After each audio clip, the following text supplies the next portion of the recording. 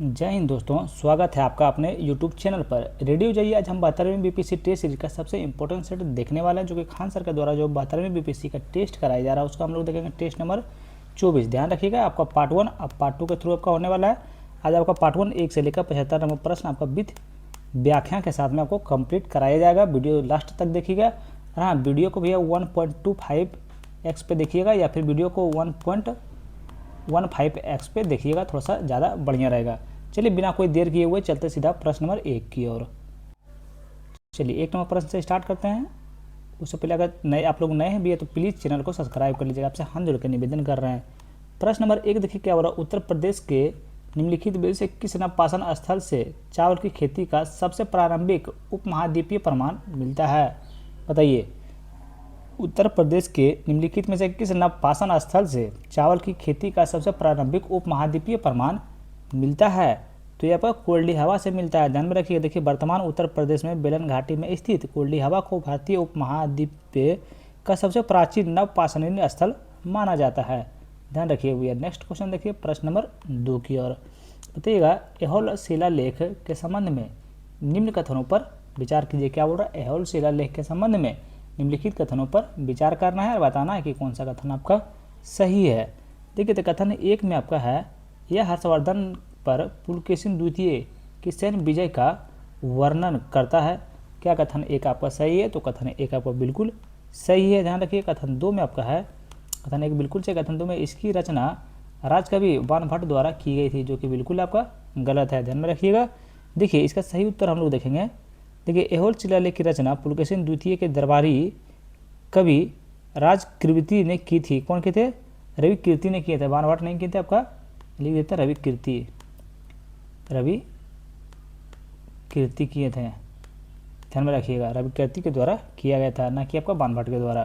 ध्यान रखिएगा। तो ऐहोल शिलालेख के संबंध में कथन 1 आपका सही है, तो इसलिए ऑप्शन नंबर ए आपका बिल्कुल सही उत्तर हो जाएगा। नेक्स्ट क्वेश्चन पे आते हैं प्रश्न नंबर 3 की ओर। बताइए, निम्नलिखित में से कौन सा हड़प्पा स्थल अपने पाक हड़प्पा स्तर से ग्रिड पद्धति से जुते हुए खेत के स्पष्ट निर्बाध पुरातात्विक साक्ष्य के लिए प्रसिद्ध है? क्या बोल रहा है? निम्नलिखित में से कौन सा हड़प्पा स्थल अपने पाक हड़प्पा स्तर से ग्रिड पद्धति में जुते हुए खेत के स्पष्ट एवं निर्बाध पुरातात्विक साक्ष्य के लिए प्रसिद्ध है? तो किसके लिए प्रसिद्ध है? तो ये आपका हो जाएगा कालीबंगन के लिए आपका प्रसिद्ध है। ध्यान में रखिएगा। वर्तमान राजस्थान में घग्गर नदी के किनारे स्थित कालीबंगन से पूर्व हड़प्पाकालीन परत की सबसे प्राचीन पुरातात्विक रूप में से एक संरक्षित ग्रिड पैटर्न वाले जुते हुए खेत के अवशेष मिले हैं। ध्यान रखिएगा भैया और याद रखिएगा। नेक्स्ट क्वेश्चन पर चलते हैं प्रश्न नंबर 4 की ओर। बताइए, अर्थशास्त्र में वर्णित किस प्रशासनिक अधीक्षक को विशेष रूप से वाट और माप का विनियमित करने के कार्य सौंपा गया था? बताइए, अर्थशास्त्र में वर्णित, क्वेश्चन पे ध्यान रखिएगा भैया, अर्थशास्त्र में वर्णित किस प्रशासनिक अधीक्षक को विशेष रूप से बाट और माप को विनियमित करने का कार्य सौंपा गया था? तो किसको सौंपा गया था? पोतवा अध्यक्ष को सौंपा गया था। ध्यान में रखिएगा। देखिए, कौटिल्य चाणक्य अर्थशास्त्र में पोतवा अध्यक्ष वह अधीक्षक था जो विशेष रूप से वाट और माप को विनियम करने के लिए जिम्मेदार था। ध्यान में रखिएगा। चलिए नेक्स्ट क्वेश्चन पर चलते हैं प्रश्न नंबर 4 की ओर। प्रश्न नंबर 5। और अभी तक चैनल को सब्सक्राइब नहीं किए भैया तो प्लीज़ आपसे चैनल को सब्सक्राइब करिए। 5 तक गिनते हैं भैया, प्लीज़ कर लीजिएगा भैया। देखिए 1 2 3 4 5। थैंक यू भैया। अगर सब्सक्राइब कर दिए होंगे तो आपको दिल से बहुत बहुत धन्यवाद। बताइए, आजीवक संप्रदाय के संबंध में निम्न कथनों पर विचार कीजिए। क्या बोल रहा है? आजीवक संप्रदाय के संबंध में निम्न कथनों पर विचार कीजिए और बताइए कि कौन सा कथन इसमें आपका गलत है। सही नहीं बोल रहा है, गलत पूछ रहा है। कौन सा कथन आपका गलत है? देखिए, कथन 1 में आपका है, मखली गोसाल ने वर्धमान महावीर से अलग होने के बाद आजीवक संप्रदाय की स्थापना की। क्या कथन 1 आपका सही है? ध्यान रखिएगा भैया, कथन 1 आपका बिल्कुल सही है, सत्य है। कथन 2 में आजीवक संप्रदाय का मानना था कि केवल मानवीय प्रयास ही व्यक्ति का अंतिम नियमित निर्धारित करते हैं। क्या कथन 2 आपका सही है? ध्यान रखिए। तो कथन 2 आपका बिल्कुल गलत है। देखिए, अगर इसका सही उत्तर हम लोग 2 का देखेंगे तो क्या हो जाएगा, ध्यान से सुनिएगा। देखिए, आजीवकों का मानना था कि भाग्य का निर्धारण केवल मानवीय प्रयासों से नहीं होता है। ये नियति के सिद्धांत का समर्थन करते थे, जिसके अनुसार ब्रह्मांड की हर घटना, इससे मानव जीवन की और मोक्ष भी शामिल है, पूर्णाधारित है। उन्हें इस विचार को खारिज कर दिया कि कर्म या व्यक्तिगत प्रयास से किसी का भी भाग्य बदल सकता है। ध्यान रखिएगा। तो आजीवक संप्रदाय के बारे में कथन एक आपका बिल्कुल सही है, इसीलिए ऑप्शन नंबर ए आपका बिल्कुल राइट आंसर हो जाएगा। नेक्स्ट क्वेश्चन बताइएगा। 6 नंबर प्रश्न बताइएगा। देखिए, महाजनपदों, गणतांत्रिक कुलों और उनकी राजधानियों के निम्नलिखित युग्मों पर विचार कीजिए। देखिए, कितने बोला, कौन कौन से सुमिलित हैं कि एक में लिच्छवी वैशाली, एक में क्या है, लिच्छवी वैशाली क्या है, सुमिलित है। तो बिल्कुल आपका सही सुमिलित है। लोग बोलिएगा क्या सुमिलित हैं, बताइए। तो बिल्कुल आपका सही सुमिलित है। बताइए, मल्ला, मल्ला जो है कुशीनारा, बिल्कुल आपका सही सुमिलित है। अगर 3 में है शाक्य, कपिल वस्तु, बिल्कुल आपका सही सुमिलित, ध्यान में रखिए, बिल्कुल सही सुमिलित है। तो इसीलिए इसका सही उत्तर आपका कौन सा हो जाएगा, तो ऑप्शन नंबर डी हो जाएगा, क्योंकि तीनों आपका बिल्कुल सही सुमिलित है। ध्यान में रखिए, लिच्छवी का आपका वैशाली हो गया, मल्ल का आपका कुशीनारा हो गया, शाक का आपका कपिल वस्तु हो गया। ध्यान रखिएगा और याद रखिएगा। चलिए 7 नंबर प्रश्न बताइएगा। देखिए, मयोत्तर शासकों के निम्नलिखित युग्मों पर विचार कीजिए। क्या बोल रहा है, मयोत्तर शासकों के निम्नलिखित युग्मों पर विचार कीजिए। कितने युग्म इसमें से आपका सुमिलित है, ये आप लोग को बताना है। कितने युग्म सुमिलित है, ये आप लोग को बताना है। देखिए, एक में आपका है गोंडोफर्निज, क्या गोंडोफर्निज, गोंडोफर्निज क्या, इंडो पार्थियन शासक, क्या एक आपका सुमिलित है, तो आपका बिल्कुल सही सुमिलित है। बी में आपका मिनांडर, मिनांडर होगा इंडो ग्रीक राजा, इंडो ग्रीक का राजा, बिल्कुल आपका सही सुमिलित है। देखिए, मोएस, मोएस आपका हो जाएगा प्रारंभिक कुषाण सम्राट है, तो हाँ बिल्कुल सही है। ध्यान रखिए, तो तीनों युग में जो है आपका बिल्कुल सही सुमिलित है, इसीलिए ऑप्शन नंबर सी आपका राइट आंसर हो जाएगा। चलिए 8 नंबर प्रश्न बताइएगा। देखिए क्या बोल रहा है, सूची 1 और सूची 2 से मिलान करना है। सूची 1 में क्या, सभा का प्रकार है और सामाजिक राजनीति के स्वरूप है। ध्यान रखिएगा। देखिए, एक में आपका है, देखिए सभा का प्रकार है, बताइए सभा, सभा हो जाएगा आदिवासी बुजुर्गों और अभिजात वर्ग के परिषद। कहाँ है ये,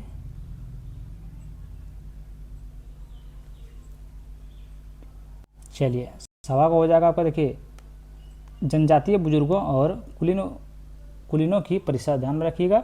देखिए बी का हुआ समिति, समिति का आप लोग अगर मिलान करेंगे तो समिति का आपको कौन सा हो जाएगा, तो समिति का आपका हो जाएगा, देखिए सभी जनजातीय की आम सभा। कहाँ है, सभी जनजातीय की आम सभा आपका 2 में है।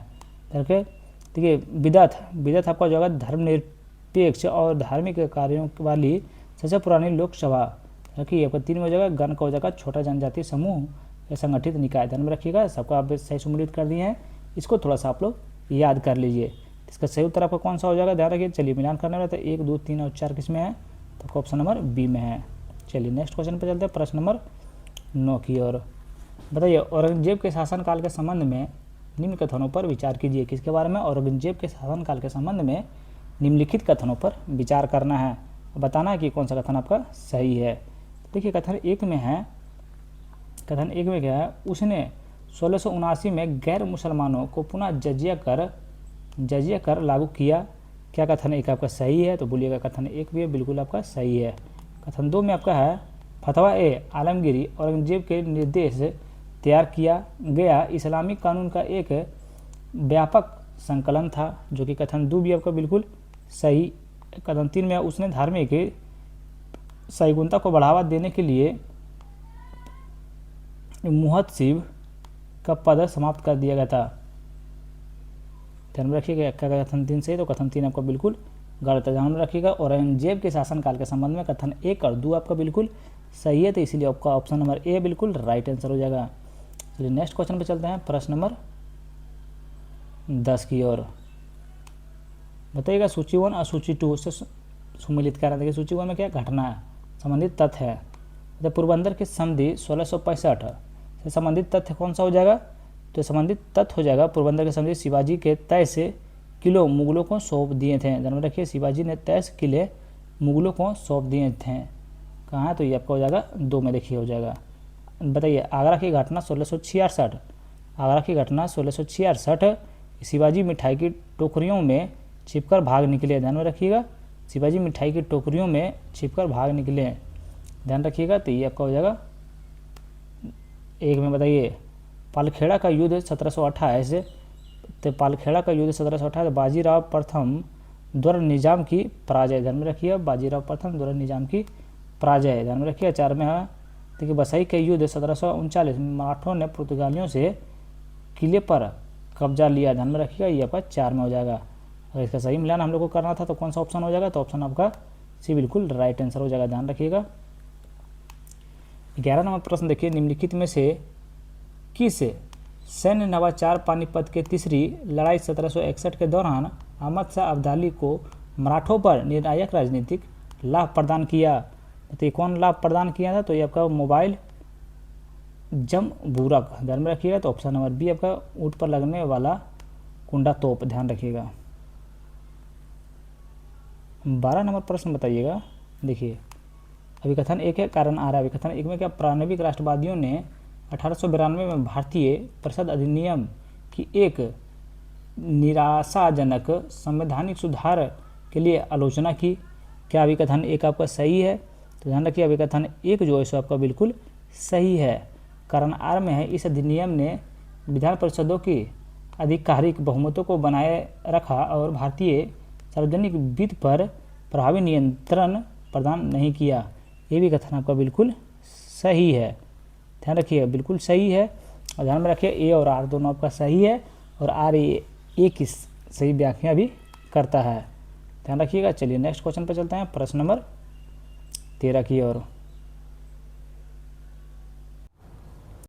चलिए 13 नंबर प्रश्न बताइएगा, प्रारंभिक राष्ट्रवादियों की निम्नलिखित में से कौन सा मांग मुख्य रूप से भारतीय किसानों को साहूकारों के शोषण से बचने के उद्देश्य से थी।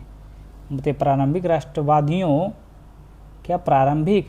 राष्ट्रवादियों की निम्नलिखित में से कौन सी मांग मुख्य रूप से भारतीय किसानों को साहूकारों से शोषण से बचने के लिए उद्देश्य थी। कौन सी मांग थी, तो ये आपका थी, देखिए कृषि बैंक की स्थापना करने के लिए बोला जा रहा था, ध्यान में रखिएगा। देखिए कृषि बैंक की स्थापना की प्रारंभिक राष्ट्रवादियों की महत्वपूर्ण आर्थिक मांगों में से एक थी, याद रखिएगा।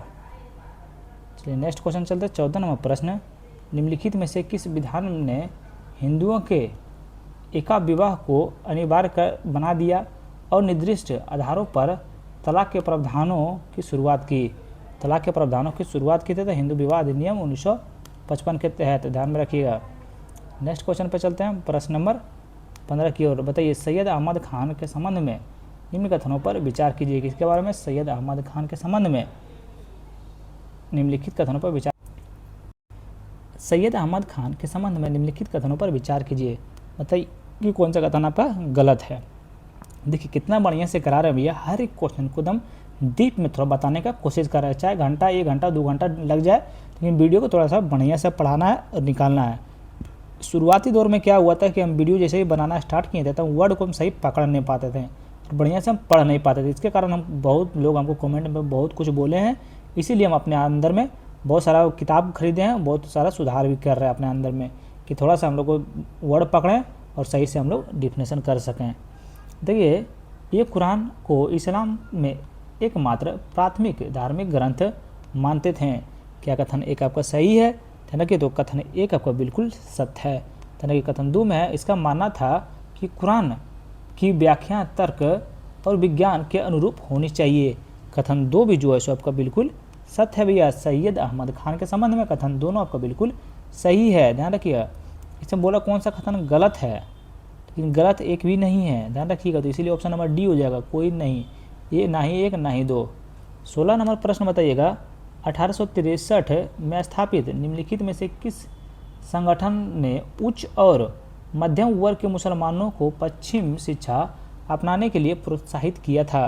पश्चिम शिक्षा क्या किया था, अपनाने के लिए प्रोत्साहित किया था। तो आपका देखिए मोहम्मडन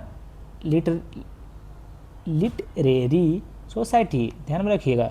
देखिए इसके बारे में थोड़ा सा हम लोग जानते हैं। देखिए 1863 में कोलकाता में स्थापित मोहम्मडन लिटरेरी सोसाइटी भारतीय मुसलमानों के बीच आधुनिक पश्चिम शिक्षा को बढ़ावा देने वाले शुरुआती संगठनों में से एक थी। ध्यान रखिएगा। चलिए नेक्स्ट क्वेश्चन में चलते हैं, प्रश्न नंबर 17 की ओर। बताइएगा, बंगाल विभाजन के विरुद्ध विभाजन विरोधी आंदोलन के औपचारिक रूप से कब शुरू किया गया था? बताइए, बंगाल विभाजन के विरुद्ध विभाजन विरोधी आंदोलन औपचारिक रूप से कब शुरू किया गया था? 7 अगस्त 1905 को शुरू किया गया था। वन लाइनर क्वेश्चन को भी आपको लोगों को छोड़ना नहीं है। तो बंगाल के अटूट एकता के प्रतीक के रूप में विभाजन विरोधी आंदोलन के दौरान फेडरेशन हॉल का आधारशिला किसने रखी थी? तो आधारशिला किसने रखी थी? आपका आनंद मोहन बोस ने रखी थी। ध्यान में रखिएगा। नेक्स्ट क्वेश्चन पे आता है 19 नंबर प्रश्न। बताइए, मार्ले मिंटो सुधार के संबंध में निम्नलिखित कथनों पर विचार कीजिए। बताइए कि कौन सा कथन इसमें से आपका सही है। बताइए कौन सा कथन सही है। तो कथन 1 सुनिए क्या है। इन सुधारों ने मुसलमानों के लिए पृथक यानी कि अलग निर्वाचन मंडल की शुरुआत की। क्या कथन 1 आपका सही है? तो कथन 1 तो आपका भैया बिल्कुल सही है।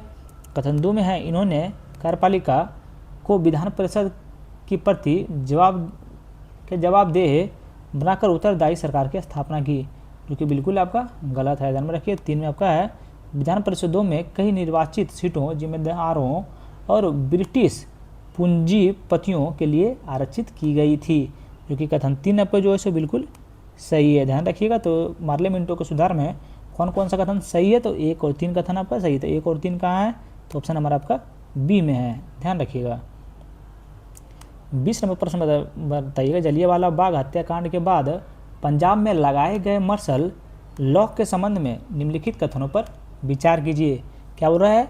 जलियांवाला बाग हत्याकांड के बाद पंजाब में लगाए गए मार्शल लॉ के संबंध में निम्नलिखित कथनों पर विचार कीजिए और कौन सा कथन आपका सही है ये आप लोग बताइए। देखिए, कथन 1 में है, डाक संचार को सेंसर कर दिया गया था और बादशाही मस्जिद को अस्थायी रूप से बंद कर दिया गया था। क्या कथन 1 आपका सही है? तो बोलिएगा जी भैया कथन 1 आपका बिल्कुल सही है। कथन 2 में है, भारतीयों के स्वामित्व वाले वाहनों को अधिग्रहित कर लिया गया था और भारतीय इलाकों में नागरिक सुविधाओं को बाधित कर दिया गया था। क्या कथन 2 सही है? तो बोलिएगा जी भैया कथन 2 भी आपका बिल्कुल सही है। जलियांवाला बाग हत्याकांड के बाद पंजाब में लगाए गए मार्शल लॉ के संबंध में दोनों कथन आपका बिल्कुल सत्य है। ध्यान रखिएगा। चलिए नेक्स्ट क्वेश्चन पे आते हैं, प्रश्न नंबर 21 पे थोड़ा सा फास्ट निकलेंगे भैया यहाँ से। बताइएगा, साइमन कमीशन के संबंध में निम्नलिखित कथनों पर विचार कीजिए और कौन सा कथन आपका सही है ये आप लोग बताइए। तो कथन 1 में है, जिन्ना के नेतृत्व वाले मुस्लिम लीग के एक गुट ने साइमन कमीशन का बहिष्कार का समर्थन किया था, जो कि बिल्कुल सही है। 2 में है, इसे नेहरू रिपोर्ट की अंतिम रूप से दिए जाने वाले पहले नियुक्त किया गया था, जो भी ये भी कथन आपका बिल्कुल सही है। ध्यान रखिएगा। तो ऑप्शन नंबर सी आपका साइमन कमीशन के संबंध में दोनों कथन आपका सही है। मतलब लाहौर अधिवेशन के प्रस्ताव के अनुसार स्वतंत्रता दिवस से वार्षिक उत्सव में क्या शामिल होना था? बताइए क्या शामिल होना था? तो ये जो है सो आपका ब्रिटिश शासन के खिलाफ प्रतिज्ञा, ध्यान में ब्रिटिश शासन के खिलाफ प्रतिज्ञा ये आपका शामिल होना था। ध्यान में, लेकिन ये आपका शामिल नहीं हुआ था। देखिए, भारतीय राष्ट्रीय कांग्रेस के लाहौर अधिवेशन में कांग्रेस के पूर्ण स्वराज को अपना अंतिम लक्ष्य घोषित किया, जिसमें 26 जनवरी 1930 को पहले स्वतंत्रता दिवस के रूप में घोषित किया गया, जिसे प्रतिवर्ष मनाया गया था और जनता ने ब्रिटिश शासन से पूर्ण स्वतंत्रता के लिए संघर्ष करने की शपथ ली थी। ध्यान रखिएगा। नेक्स्ट क्वेश्चन पे आते हैं, प्रश्न नंबर 23 की ओर। तो सविनय अवज्ञा आंदोलन के संबंध में निम्नलिखित कथनों पर विचार कीजिए। तो बताइए कि कौन सा कथन सही है, किसके बारे में? सविनय अवज्ञा आंदोलन के संबंध में निम्नलिखित कथनों पर आपको विचार करना है। देखिए, कथन 1 में आपका है, महाराष्ट्र और कर्नाटक में वन कानूनों का उल्लंघन प्रमुखता से हुआ था, जो कि बिल्कुल आपका सही है। सविनय अवज्ञा आंदोलन के संबंध में चौकीदारी कर चुकाने से इनकार मुख्य रूप से पूर्वी भारत में हुआ था, ये भी कथन आपका बिल्कुल सही है। तो सविनय अवज्ञा आंदोलन के संबंध में दोनों कथन सही है, आप लोग याद कर लीजिएगा। ध्यान में रखिएगा। क्वेश्चन को ध्यान में रखते जाइएगा भैया, इस चीज़ पे आप लोग फोकस कीजिएगा। देखिए, सविनय अवज्ञा आंदोलन के दौरान निम्नलिखित में से किस घटना ने औपनिवेशिक भारतीय सेना के भीतर राष्ट्रवाद को दर्शाया था? राष्ट्रवाद को आपका दर्शाया था। तो आपका देखिए गढ़वाली सैनिकों द्वारा प्रदर्शनकारियों पर गोली चलाने से इनकार करना ध्यान में रखिएगा, तो ऑप्शन नंबर ए आपको बिल्कुल राइट आंसर हो जाएगा। ध्यान रखिएगा, इसके बारे में थोड़ा सा हम लोग जानते हैं। देखिए सभी ने अवज्ञा आंदोलन के दौरान औपनिवेशिक भारतीय सेना के भीतर राष्ट्रवादी भावना की एक सबसे उल्लेखनीय प्रदर्शन तब हुआ जब गढ़वाली सैनिकों को 2 प्लाटूनों में 1930 के पेशावर में अहिंसा प्रदर्शनकारियों पर गोली चलाने से इनकार कर दिया था। ध्यान में रखिएगा। चलिए नेक्स्ट क्वेश्चन पे आते हैं, प्रश्न नंबर 25 की ओर। चलिए 25 नंबर प्रश्न बताइएगा। देखिए भारत सरकार अधिनियम 1935 के तहत ब्रिटिश भारत की लगभग कितनी प्रतिशत आबादी को मतदान का अधिकार प्राप्त हुआ था? तो आपको 14% को हुआ था। ध्यान में रखिएगा, मतदान करने की आपको कितना प्रतिशत को, तो 14-15 को हुआ था। व्यक्ति है, संबंधित योगदान है। चलिए इसको क्या करना है, सुमिलित करना है। कितने सुमिलित है ये आप लोग को बताना है। कि ए में है अंबिका गिरी रॉय चौधरी, क्या असम केसरी के नाम से मशहूर है? ये तो आपका बिल्कुल सही है। NS बरदोलोई, क्या चाय के बागानों में हड़ताल का विरोध किया? बिल्कुल सुमिलित हैं। 3 में मुंशी प्रेमचंद्र आज पत्रिका की शुरुआत की, जो कि बिल्कुल आपका गलत है। ध्यान रखिए, बिल्कुल आपका गलत है। देखिए अत्यंत प्रभावशाली राष्ट्रवादी दैनिक आज की स्थापना 1920 में वाराणसी में परोपकारी और स्वतंत्रता सेनानी शिव प्रसाद गुप्ता द्वारा की गई थी। ध्यान में रखिएगा। नेक्स्ट क्वेश्चन पे आते हैं। 1 और 2 आपको बिल्कुल सही है। अगर सोल्यूशन फिर से सुनना भी है तो आप लोग थोड़ा सा वीडियो को पीछे कर लीजिए और सुन लीजिए। अभी तक चैनल को सब्सक्राइब नहीं किया भैया तो प्लीज़ आपसे हाथ जोड़ कर निवेदन कर रहे हैं कि प्लीज़ चैनल को सब्सक्राइब कर लीजिए। सूची 1 में दिया हुआ है गवर्नर जनरल, सूची 2 में दिया हुआ है घटना। क्या करना है हम लोग को, मिलान करना है। मतलब बिना ऑप्शन देखे वो मिलान करना। भैया कितना ईजी क्वेश्चन है। इस समय अगर आप लोग बोलिए कि भैया हमको दीजिए सोल्यूशन बताइए, तो भैया क्या ही बोलें, फिर बोलने का कुछ बातें नहीं रहा है। मतलब एक में है सर जॉर्ज वार्लो, ये हो जाएगा बिल्लोर विद्रोह। क्या जगह, बिल्लोर विद्रोह हो जाएगा। ध्यान में रखिएगा। 3 में हो जाएगा लॉर्ड मिंटो प्रथम, तो हो जाएगा अमृतसर की संधि 1807 जो और 1813 तक जो सेवा करते हुए हुआ था। ध्यान में रखिएगा कब हुआ था, अमृतसर की संधि। ध्यान रखिए। लॉर्ड हैस्टिंग, लॉर्ड हैस्टिंग हो जाएगा तृतीय मराठा युद्ध जो 1813 से लेकर 1823 तक सेवा करते हुए उनके आक्रमण समाजवादी नीति के तहत तीसरा आंग्ल मराठा युद्ध 1817 से लेकर 1819 में हुआ था। कब हुआ था, 1817 से लेकर 1819 में हुआ था।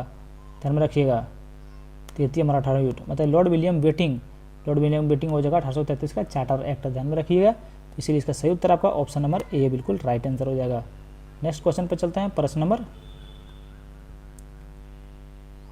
28 की ओर। बताइए ब्रिटिश भारत की निम्नलिखित घटनाओं पर विचार कीजिए। क्या बोला, ब्रिटिश भारत की निम्नलिखित घटनाओं पर विचार कीजिए। बताइए उपयुक्त घटनाओं को कालानुक्रम में व्यवस्थित कीजिए। क्या बोला, उपयुक्त घटनाओं को कालानुक्रम में व्यवस्थित कीजिए। और इसमें कौन सा कथन आपका सही है ये आप लोग बताइएगा। देखिए ब्रिटिश भारत के निम्नलिखित घटनाओं पर विचार कीजिए। ध्यान रखिएगा। चलिए तो इसका सही उत्तर पहला तो हो जाएगा। देखिए आपका बेसिन की संधि, ये आपका पहला हो जाएगा। देखिए बेसिन की संधि 1802 में, यहाँ लिख देते हैं 1802। देखिए जो 1802 में पूना की लड़ाई के हार के बाद ब्रिटिश ईस्ट इंडिया कंपनी और मराठा पेशवा बाजीराव द्वितीय के बीच 31 दिसंबर 1802 को संधि पर हस्ताक्षरित किए गए थे। ध्यान में रखिएगा। उसके बाद आपका हो जाएगा भरतपुर पर कब्जा, ये हो जाएगा आपका भरतपुर पर कब्जा, ये आपका 2 नंबर में हो जाएगा। देखिए भरतपुर पर कब्जा कब हुआ था, देखिए 1805 में। इसकी विशाल मिट्टी की दीवारों को भेदने वाले विफल रहने के बाद अंग्रेजों के अत्यंत जनवरी 1826 में क्या कोम्बर मेर में कमान भरतपुर का देश किले पर कब्जा कर लिया था। कब किया था, 1826 में किया था। ध्यान में रखिए। तो यहाँ लिख देते हैं 1826 में। उसके बाद आपका हो जाएगा देखिए निचले बर्मा पेगू का विलय, ये आपका हो जाएगा तीसरा। ध्यान में रखिएगा। आपका हो जाएगा श्वेत विद्रोह, ये आपका हो जाएगा चौथा। ध्यान रखिएगा। तो ऑप्शन नंबर डी आपका बिल्कुल सही उत्तर हो जाएगा। नेक्स्ट क्वेश्चन पे आते हैं, प्रश्न नंबर 29 की ओर। अगर हमसे कहीं मिस्टेक हुआ वो भैया बाय द वे, अगर कहीं पिठियों में वीडियो को पीछे में, तब लोग प्लीज़ भाई समझ के माफ़ कर दीजिएगा। तो भारतीय राष्ट्रीय कांग्रेस के अधिवेशन और उनके अध्यक्षों की निम्नलिखित युग्मों पर विचार कीजिए। क्या भारतीय राष्ट्रीय कांग्रेस के अधिवेशन है और उनके अध्यक्ष हैं। बताइए अधिवेशन और अध्यक्ष हैं। देखिए कितने सुमिलित है बताना। देखिए एक में है कलकत्ता 1901 का अध्यक्ष कौन थे, मतलब इनके अध्यक्ष आपका कौन थे, तो इनके अध्यक्ष आपका जो है सो दिनवा ई वाचा था, जो कि बिल्कुल आपका सही सुमिलित है। बी में आपका बम्बई 1904, बम्बई 1904 में है क्या हुआ था, हेनरी कॉटन, जो कि बिल्कुल आपका सही सुमेलित है। सेम मद्रास 1994, मद्रास 1994 जो कि आपका अल्फ्रेड वेबर की अध्यक्षता से हुआ था, बिल्कुल आपका सही है। पुणे 1895 का अध्यक्षता किसने किए थे, WDC बनर्जी आपका किए थे। ध्यान में रखिए, चारों भारतीय राष्ट्रीय कांग्रेस के अधिवेशन और उनके अध्यक्षों की युग्मों पर आपका चारों युग्म जो है बिल्कुल सही सुमेलित है, ध्यान रखिएगा। तो ऑप्शन नंबर डी आपको बिल्कुल राइट आंसर हो जाएगा। चलिए नेक्स्ट क्वेश्चन पे चलते हैं, प्रश्न नंबर 30 की ओर। बताइएगा सूची 1 और सूची 2 है। सूची 1 में क्या है, अखबार है, सूची 2 में वर्ष हैं। देखिए मद्रास कुरियर, बताइए मद्रास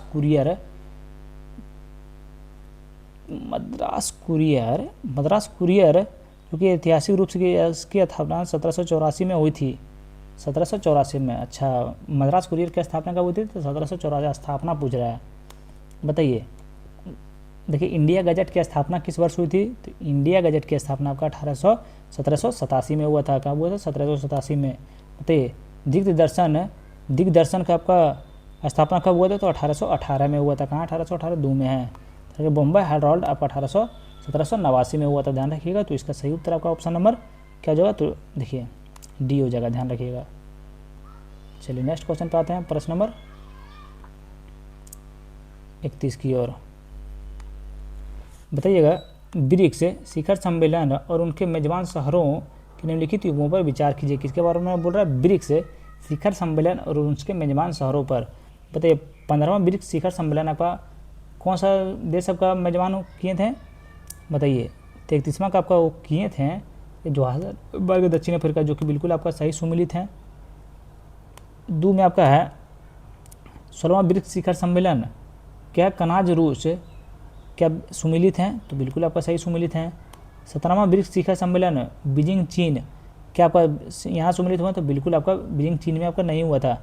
देखिए 17वां ब्रिक्स शिखर सम्मेलन 6 से 7 जुलाई 2025 को ब्राज़ील के रियो डी जेनेरियो में किया गया था, ना कि आपका बीजिंग चीन में। में यहाँ रियो डी जेनेरियो लिख दीजिएगा, ब्राज़ील लिख देते हैं सीधा सीधे,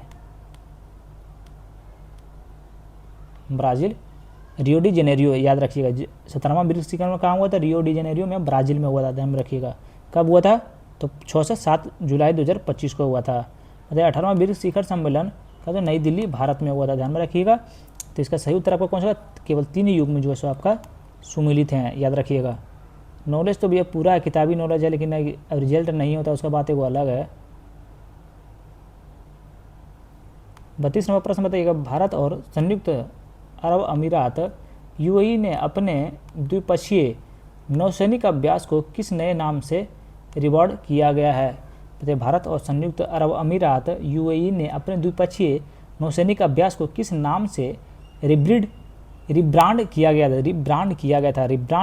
था, तो वो गल्फ वेब से रिब्रांड किया गया था, यही नाम आपका है, ध्यान में रखिएगा।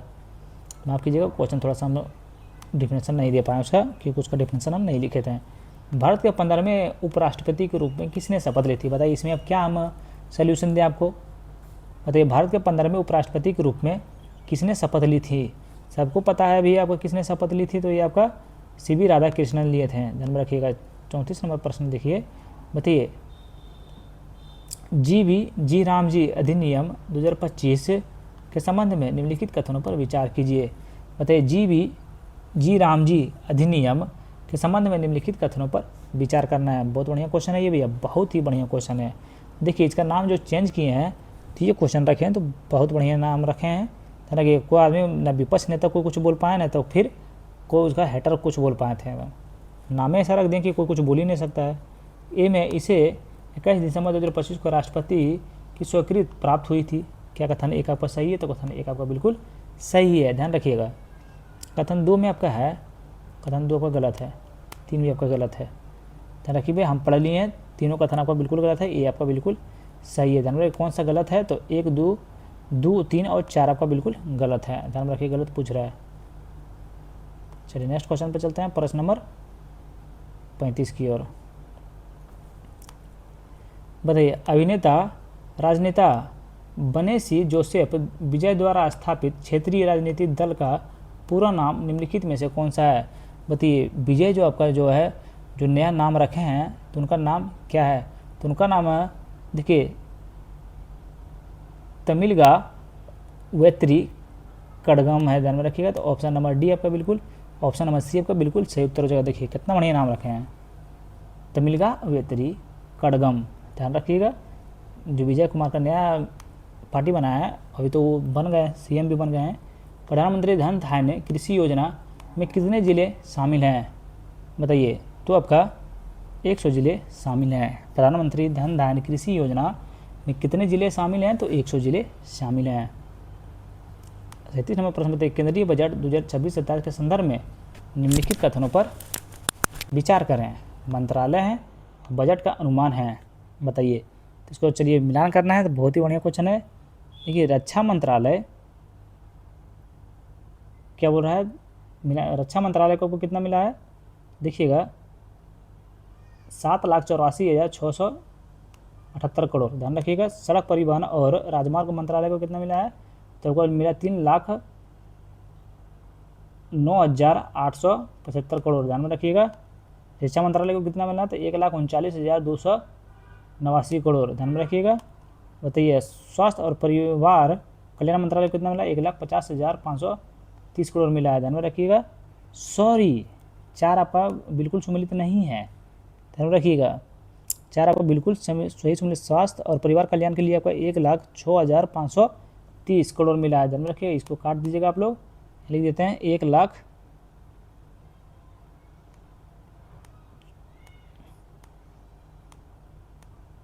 5 हो गया, 1,06,530 करोड़ रुपये मिले हैं। इसलिए ऑप्शन नंबर ए जो है 1, 2, 3 और बिल्कुल आपका सम्मिलित हैं, 4 आपका सम्मिलित नहीं है। तो निम्नलिखित में से कौन सा 2025 ग्रैंड स्लैम टूर्नामेंट को उनके पुरुष और महिलाओं के एकल विजेताओं का साथ सही सम्मिलित कीजिए। क्या बोल रहा है, सही सम्मिलित करना है।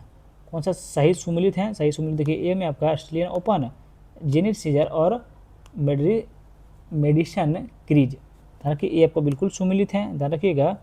बाकी आपका जो है सम्मिलित एक भी नहीं है, ध्यान रखिएगा।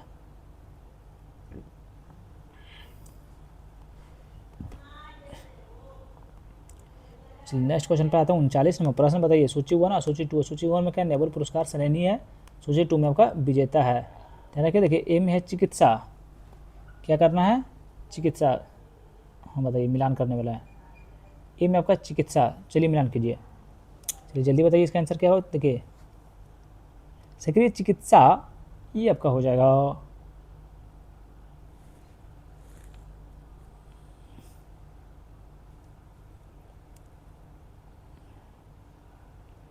एक सेकंड भी, थोड़ा आंसर इसका देखना पड़ेगा। पुनकुरुको, रैंसडेल और सगागुची, ध्यान रखिएगा। बताइए भौतिकी, भौतिकी आपका हो जाएगा क्लार्क डोवेरेट और मार्टिनस, है कहीं। तो देखिए आपका ये हो जाएगा आपका 4 में। रसायन विज्ञान, रसायन विज्ञान हो जाएगा, देखिए कितागावा, रोब्सन और यागी की धातु कार्बनिक फ्रेमवर्क, कितागावा देखिए आपका यहाँ 3 में। बताइए साहित्य हो जाएगा आपका, ध्यान रखिएगा। 39 का आंसर आपका ऑप्शन नंबर डी हो जाएगा, याद कर लीजिएगा भैया थोड़ा सा। और चैनल को अभी तक सब्सक्राइब नहीं किए तो जल्दी सब्सक्राइब कर लीजिए। बताइए 17वें गणतंत्र दिवस समारोह 2026 के संबंध में निम्नलिखित कथनों पर विचार कीजिए। निम्नलिखित कथनों पर क्या करना है, विचार करना है, बताना है कि कौन सा कथन आपका इसमें सही है। कथन 1 में इंडोनेशियाई राष्ट्रपति पुरवा सुबियांतो मुख्य अतिथि थे, जो कि कथन 1 आपका बिल्कुल गलत है।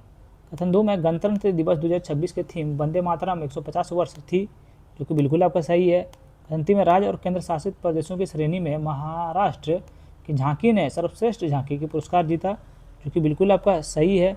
4 में मंत्रालयों विभागों की श्रेणी में गृह मंत्रालय ने सर्वश्रेष्ठ झांकी का पुरस्कार जीता है, जो कि बिल्कुल गलत है, ध्यान में रखिएगा।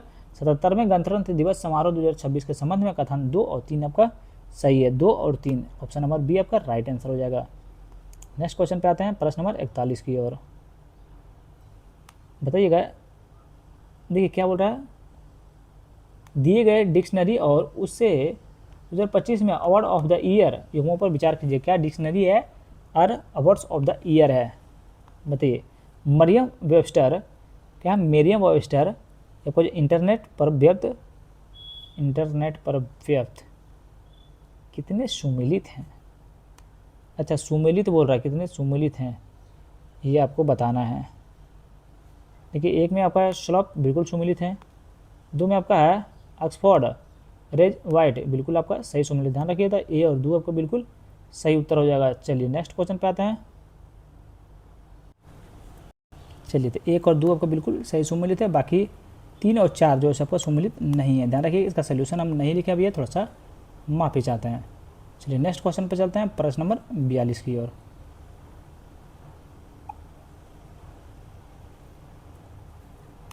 बताइएगा, हाल ही में शुरू की गई कल्याणकारी योजना और उन्हें लागू करने वाले राज्य सरकारों के निम्नलिखित युग्मों पर विचार करें। क्या बोला, कितने सुमिलित है ये आप लोग को बताना है। क्या बोल रहा है, कितने सुमिलित है आप लोग को बताना है। ए में है मेरी रसोई योजना पंजाब, बिल्कुल सही सुमिलित है भैया। बी में अन्नपूर्णा भंडार योजना पश्चिम बंगाल, बिल्कुल सही सुमिलित है भैया। दो में आफ्टर केयर योजना महाराष्ट्र, बिल्कुल आपका गलत है भैया, ध्यान रखिएगा, दो युग्म सुमिलित हैं। 43वां प्रश्न देखिए, हाल ही में समाचारों में रहे प्रोजेक्ट जीरो के संबंध में निम्नलिखित कथनों में से कौन सा कथन आपका सही है। बताइए, हाल ही में समाचारों में रहा प्रोजेक्ट जीरो के बारे में हम लोग को सही कथन बताना है। ध्यान रखिएगा, सही कथन क्या करना है, बताना है। तो कथन देखिए, एक आपका सही नहीं है, दो सही नहीं है। कहाँ है लोक प्रशासन, कहाँ है, तो ऑप्शन देखिए, ऑप्शन नंबर सी में है।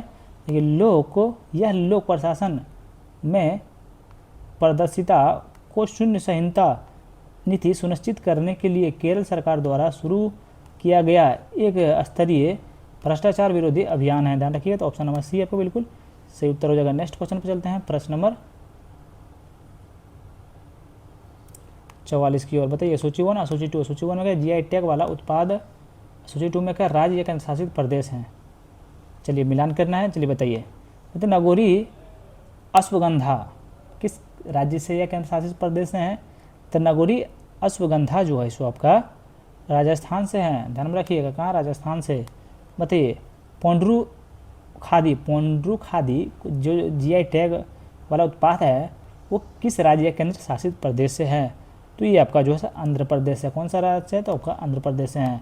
बताइए, थुयामल्ली चावल जो है सो आपका, देखिए थुयामल्ली चावल आपका तमिलनाडु से संबंधित है, ध्यान में रखिएगा, जिसको जीआई टैग मिला है वो आपका तमिलनाडु से हो गया। बताइए, अजोफनी आपका गोवा से हो जाएगा, ध्यान रखिएगा। तो इसीलिए इसका सही उत्तर क्या ये हो जाएगा आपका 3 में, ये हो जाएगा आपका 3 में, यानी कि एक सेकंड रुकिए, यानी कि ऑप्शन नंबर ए आपका बिल्कुल सही उत्तर हो जाएगा, बाकी बी आपका 1 में है। तो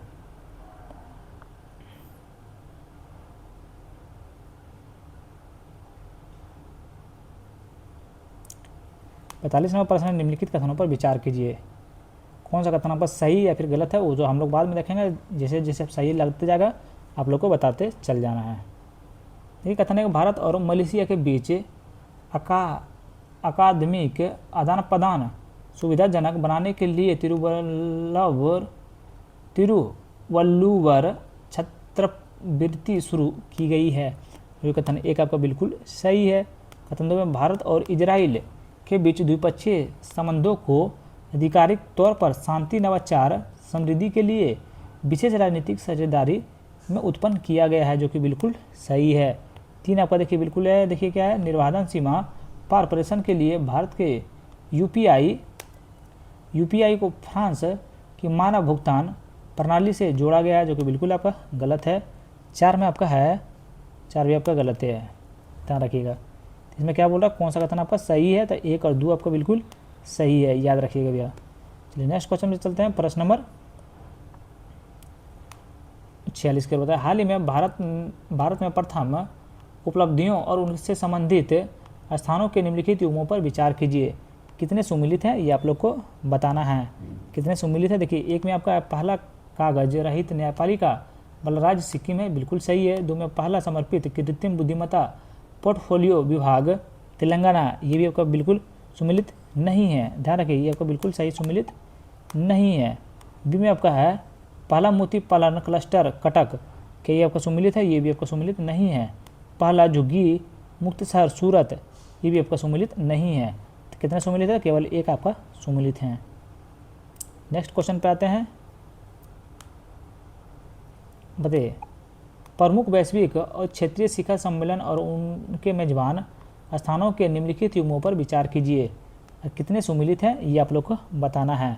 देखिए खली सुमेलित वाला ये रहा है भैया कि ए में मोबाइल वर्ल्ड कांग्रेस 2026 बार्सिलोना, बिल्कुल सही सुमेलित है भैया। विश्व हाइड्रोजन शिखर सम्मेलन 2026 कैट रोटरडैम, बिल्कुल सही सुमेलित है।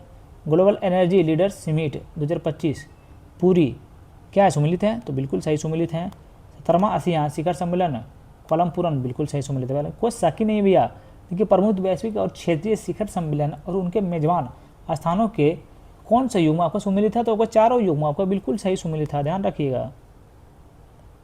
हम लोग को ऑप्शन पर नहीं जाना भैया, ऑप्शन देखना ही नहीं है, ऑप्शन हम आप लोग को देखने देंगे भी नहीं।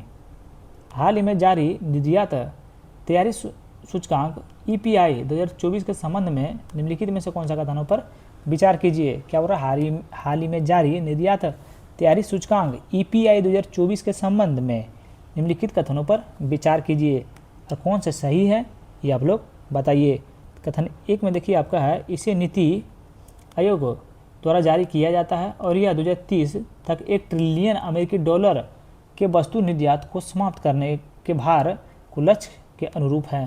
तो ये कथन 1 आपका बिल्कुल सही है। कथन 2 में इसके 4 स्तंभों में से एक व्यापार पारिस्थितिकी तंत्र तवांग का भरांक सबसे अधिक है, जो कि कथन 2 भी आपका बिल्कुल सही है, ध्यान रखिए। कथन 3 में आपका है, बड़े राज्यों की श्रेणी में गुजरात और सूचकांक में सिर्फ पर जिसके बाद महाराष्ट्र और तमिलनाडु का स्थान है, बिल्कुल गलत है। छोटे राज्यों, उत्तर पूर्वी राज्यों और केंद्रशासित प्रदेशों की श्रेणी उत्तराखंड शीर्ष प्रदर्शनकर्ता रूप में उभरा है, जो कि कथन 4 आपका बिल्कुल सही है, ध्यान रखिएगा। हाल ही में जारी निर्यात तैयारी सूचकांक EPI 2024 के संबंध में 3 कथन सही है, वो भी 1, 2 और 4, 3 आपका गलत है। कहाँ 1, 2 और 4? तो ऑप्शन नंबर आपका बी में है। चलिए नेक्स्ट क्वेश्चन पर चलते हैं, प्रश्न नंबर 49 की ओर। बताइए प्रश्न नंबर 49 देखिए आपका क्या है। स्वच्छ वायु सर्वेक्षण 2025 की श्रेणी 10 लाख से अधिक आबादी किस शहर ने प्रथम स्थान हासिल किया था? इंदौर की हैं, उसको नहीं सोचना चलता भैया। निम्नलिखित में से कौन सा संगठन भारत में राज्य दर्जा दस्ता सूचकांक जारी करता है? राज्य दस्ता जारी करता है आपका ऊर्जा दस्ता ब्यूरो एवं alliance for an energy efficient economy. माफ़ कीजिएगा भी, थोड़ा पढ़ने में थोड़ा सा दिक्कत हो गया है, तो इंग्लिश ज़्यादा हिंदी में लिख लिया है। आवर्त सारणी के एक समूह में स्थित तत्वों को समानता समान होता है। क्या बोल रहे हैं? क्वेश्चन ध्यान से पढ़िएगा भैया। देखिए आवर्त सारणी के एक समूह में स्थित तत्वों में समानता क्या समान होता है? तो देखिए संयोजी इलेक्ट्रॉनों की संख्या जो आपका समान होता है, ध्यान रखिएगा। 52 नंबर प्रश्न देखिए, अभी कथन 1 है, कारण आ रहा है। एल्युमिनियम का निष्कर्षण विद्युत अपघटनी अपचयन द्वारा किया जाता है, जो कि कथन 1 आपका बिल्कुल सही है। कथन आर में है, देखिए एल्युमिनियम सक्रियता श्रेणी के नीचे स्थित होता है, इसका ऑक्साइड बहुत अस्थायी होता है और अस्थायी होता है, जो कि बिल्कुल आपका गलत है। ध्यान रखिए ए सही है लेकिन आर आपका गलत है, ध्यान रखिएगा। चलिए नेक्स्ट क्वेश्चन पर आते हैं, प्रश्न नंबर 53 की ओर होते हैं। कार्बन के अणुओं के संबंध में निम्नलिखित कथनों पर विचार कीजिए। तो कार्बन के अणुओं के संबंध में निम्नलिखित कथनों पर विचार कर रहे हैं, बताइए कि कौन सा कथन इसमें से आपका सही है, कौन सा कथन सही है।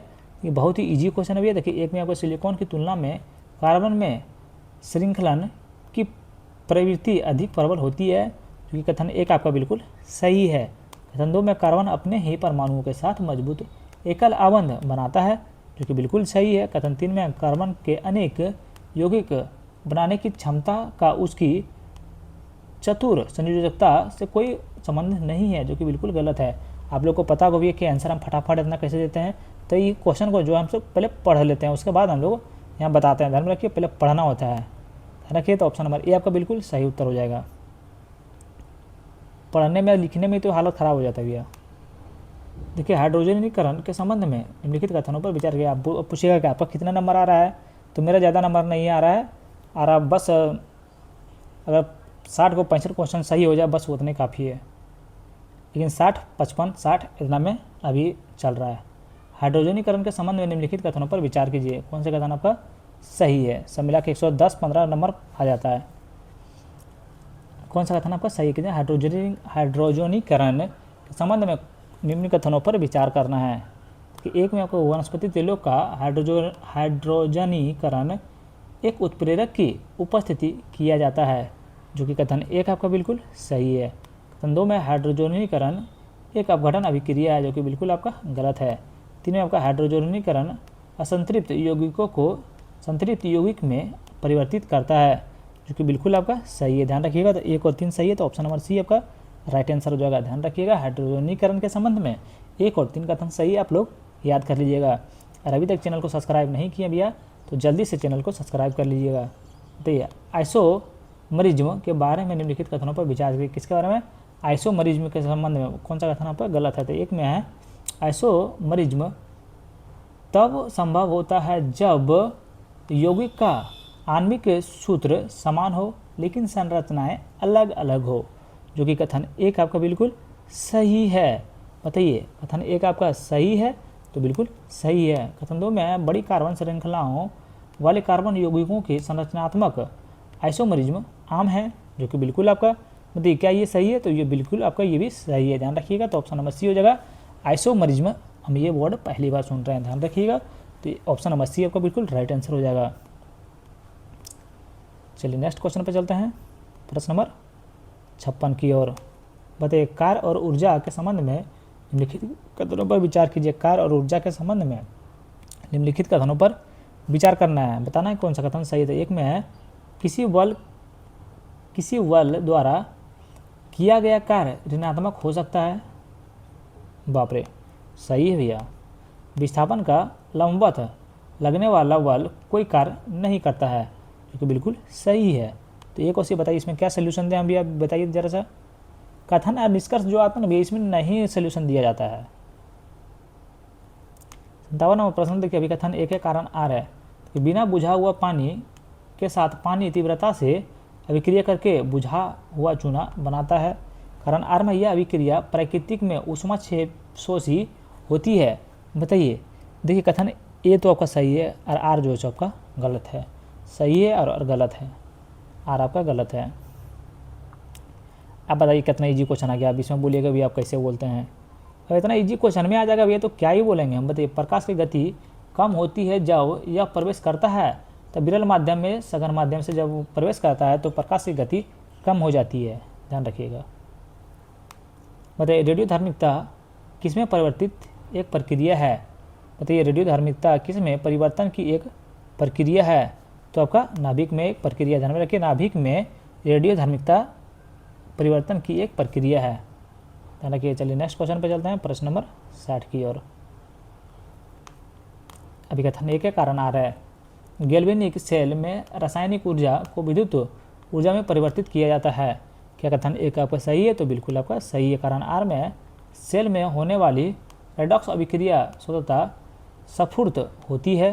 कारण आर भी जो है आपको बिल्कुल सत्य है। ध्यान रखिएगा, लेकिन ए और आर दोनों आपका सही है, लेकिन आर जो है ए की आपका सही व्याख्या भी करता है, तो इसीलिए ऑप्शन नंबर ए आपका राइट आंसर हो जाएगा। अगला 61 नंबर प्रश्न बताइएगा, निम्नलिखित युग्मों पर विचार कीजिए। इसमें कितने सुमिलित है ये आप लोग बताइए। चलिए, बहुत ही बढ़िया क्वेश्चन है। देखिए, 1 में दाहिने हाथ के अंगूठे के नियम चाला के चारों ओर चुंबकीय क्षेत्र की दिशा बिल्कुल सही सुमिलित है। फ्लेमिंग का वाम हस्त नियम क्या धारावाही चालक पर लगने वाले बल की दिशा बिल्कुल सही सुमिलित है। फ्लेमिंग का दक्षिण हस्त नियम क्या प्रेरित धारा की दिशा, जो कि बिल्कुल आपका सही सुमिलित है। विद्युत चुंबकीय प्रेरण चुंबकीय फ्लक्स में परिवर्तन से EMF प्रेरित होना बिल्कुल आपका सही सुमिलित है। ध्यान में रखिएगा, तो चारों सुमिलित है, याद कर लीजिएगा इसको। क्वेश्चन इसमें तो कुछ था नहीं, लेकिन याद करना था, याद कर लीजिएगा। बताइए, 62 नंबर पर निम्नलिखित में से कौन सी SI प्रणाली की मूल इकाई नहीं है? तो न्यूटन के आपका ये SI प्रणाली मूल इकाई नहीं है। किसका नहीं है? तो न्यूटन का आपका नहीं है। ध्यान रखिएगा, किसका नहीं है? न्यूटन का। देखिए, अंतर्राष्ट्रीय प्रणाली इकाई के अंतर्राष्ट्रीय इकाई प्रणाली के 7 आधारभूत इकाइयाँ शामिल हैं, जिनमें से अन्य भौतिक इकाइयाँ व्युत्पन्न होती हैं। ये आधारभूत इकाइयाँ हैं। ध्यान रखिए। देखिए, लंबाई का क्या हो जाएगा? SI मात्रक। SI इकाई हो जाएगा मीटर। द्रव्यमान का आपका किलोग्राम हो जाएगा। समय का आपका सेकंड हो गया। विद्युत धारा का आपका एम्पियर हो जाएगा। थर्मो नाभिक तापमान का आपका केल्विन किया हो जाएगा। पदार्थ की मात्रा मोल हो जाएगा। ध्यान में रखिएगा। प्रकाश मान तीव्रता का आपका कैंडला हो जाएगा, ध्यान रखिएगा। तो ऑप्शन नंबर आपका डी बिल्कुल सही उत्तर हो जाएगा। सबका सही मात्रा भी बता दिए। देखिए, एक कराटे खिलाड़ी एक ही प्रहार तोड़ देता है क्योंकि एक कराटे खिलाड़ी एक ही प्रहार में टाइलें तोड़ देता है क्योंकि टकराव के समय कम होता है और बल बढ़ जाता है। ध्यान रखिएगा, आप भी कराटा सीख लीजिए भैया, बहुत काम देगा। सूची 1 है, सूची 2 है। सूची 1 में क्या घर्षण का प्रकार है, अभी विवरण है कि एक में है स्थैतिक घर्षण। क्या बोल रहे, नीचे दी गई कूट का उपयोग करके सही उत्तर को आप लोग को चुनना है। मिलान करने वाला है भैया, चलिए मिलान करते हैं। देखिए, एक में है स्थैतिक घर्षण। स्थैतिक घर्षण क्या हो जाएगा, दो सतहों के बीच कार्य करता है जो एक दूसरे के संपर्क में होती है लेकिन एक दूसरे के समझ काम नहीं करती है। चलिए इसका आंसर देखना पड़ेगा भैया। 1, 3 और 4 है। 1, 3 और 4। आप लोग थोड़ा सा पढ़ लीजिएगा भैया इसका। देखिए, हमको नहीं पता था इसलिए हमको थोड़ा सा आंसर देखना पड़ गया था, ध्यान रखिए। तो ऑप्शन नंबर आपका कौन सा हो जाएगा, तो ऑप्शन नंबर डी आपका बिल्कुल सही उत्तर हो जाएगा। चलिए नेक्स्ट क्वेश्चन पर आता है, प्रश्न नंबर 65 की ओर। बताइए, हेमोफीलिया के संबंध में निम्नलिखित कथनों पर विचार कीजिए। कौन सा सही है ये आप लोग बताइए। देखिए, तो एक में आपका यह रक्त थक्के जमने से जुड़ी एक बीमारी है जो कि बिल्कुल सही है। 2 में यह ऑटोसोमल डोमिनेंट ट्रक के रूप में विरासत में मिलती है, ये भी बिल्कुल आपका गलत है, ध्यान रखिएगा। कथन 1 है, कारण आ रहा है उत्प्रेरक किसी अभिक्रिया की समान व्यवस्था को बदल देता है। क्या कथन 1 आपका सही है, तो बिल्कुल आपका गलत है। कारण आर में उत्प्रेरक सक्रियता ऊर्जा को कम करता है और अग्र तथा पक्ष दोनों अभिक्रियाओं की गति बढ़ाता है, ये आपका जो है सो सत्य है। तो जब ऑप्शन नंबर डी, देखिए ये तो आपका गलत है लेकिन आर आपका तो सही तो है ना भैया। चलिए नेक्स्ट क्वेश्चन पर आते हैं। प्रश्न नंबर, अभी तक चैनल पर आप लोग सब्सक्राइब नहीं किए हैं भैया, ठीक है ना, नहीं कीजिए भैया। किसी अर्धचालक में त्रिसंयोजी तत्व का डोपन किया जाता है, तो किस अर्धचालक में त्रिसंयोजित तत्व का डोपन किया जाता है, आपका पी टाइप का किया जाता है, ध्यान में रखिएगा। देखिए, पी टाइप अर्धचालक सिलिकॉन SI या जर्मेनियम GE जैसे अर्धचालक त्रिसंयोजन अशुद्धि परमाणुओं को मिलाकर प्राप्त किया जाता है, ध्यान रखिएगा। नेक्स्ट क्वेश्चन पे आते हैं, 68 नंबर प्रश्न। वर्णाधनता के लिए उत्तरदायी जीन कहाँ स्थित होता है, ये आपका X क्रोमोसोम में होता है, ध्यान रखिएगा। नेक्स्ट क्वेश्चन पे आते हैं, 69 नंबर प्रश्न। सकल सेल एनीमिया किसके कारण होता है, सकल सेल एनीमिया किसके कारण होता है, तो ध्यान रखिएगा। देखिए, सकल कारण एनीमिया आपका जो है सो एक न्यूक्लियाइड के प्रतिस्थापन के कारण आपका होता है, ध्यान रखिएगा। थोड़ा सा वन लाइनर है भैया, वन लाइनर पे आप लोग को उतना नहीं देखना इधर उधर। पेशी संकुचन का क्रियात्मक इकाई है, बताइए पेशी संकुचन का क्रियात्मक इकाई है, तो इनका क्रियात्मक इकाई जो आपका देखिए सर्कोमियर हो जाएगा, ध्यान में रखिएगा। ऑप्शन नंबर डी आपका बिल्कुल सही उत्तर हो जाएगा। नेक्स्ट क्वेश्चन है 71 नंबर प्रश्न बताइएगा। देखिए, मास्थेनिया ग्रेविस शरीर के किस भाग को प्रभावित करता है, बताइए माइस्थेनिया ग्रेविस शरीर के किस भाग को प्रभावित करता है, तो ये आपका जो है तंत्रिका पेशी संधि को का करता है, ध्यान में रखिएगा। माफ कीजिएगा नहीं पढ़ पाए थोड़ा सा। देखिए, वृषण कोश वृषण का तापमान बनाए रखता है, वृषण कोश वृषण का तापमान बनाए रखता है, तो बनाए शरीर का तापमान 2 से 3 डिग्री सेल्सियस कम होता है, ध्यान में रखिएगा। तो ऑप्शन नंबर डी, इसके बारे में थोड़ा सा हम लोग जानते हैं। देखिए वृषण पेट के बाहरी भाग वृषण कोश नामक थैली में स्थित होते हैं। वृषण को सामान्यतः आंतरिक शरीर के तापमान से 2 या 2.5 डिग्री सेल्सियस कम तापमान पर बनाए रखता है, जो शुक्राणु उत्पादन की समानता प्रक्रिया के लिए आवश्यक है, ध्यान रखिएगा। चलिए नेक्स्ट क्वेश्चन पे आते हैं, प्रश्न नंबर 73 की ओर। बताइए, कौन सा हार्मोन थायराइड ग्रंथि को उत्प्रेरित करता है, कौन सा हार्मोन थायराइड ग्रंथि को उत्तेजित करता है, तो कौन सा थायराइड करता है, ध्यान में रखिएगा। तो ये जो आपका करता है, ठीक है, THS, क्या है ये यार, TSH। देखिए, थायराइड उत्तक हार्मोन जिसको THS को बोला जाता है। यहाँ लिख देते हैं थायराइड उत्तेजक हार्मोन TSH अग्र पिट्यूटरी ग्रंथि द्वारा स्रावित होता है और थायराइड की ग्रंथि में गतिविधियों को नियंत्रण करता है, ध्यान में रखिएगा। चलिए नेक्स्ट क्वेश्चन देखिए, 74 नंबर प्रश्न है। देखिए एरेसिप्लन बदलता है क्या है, एरेपिशन बदलता है, माफ़ कीजिएगा भैया, तो ये आपको बदलता है।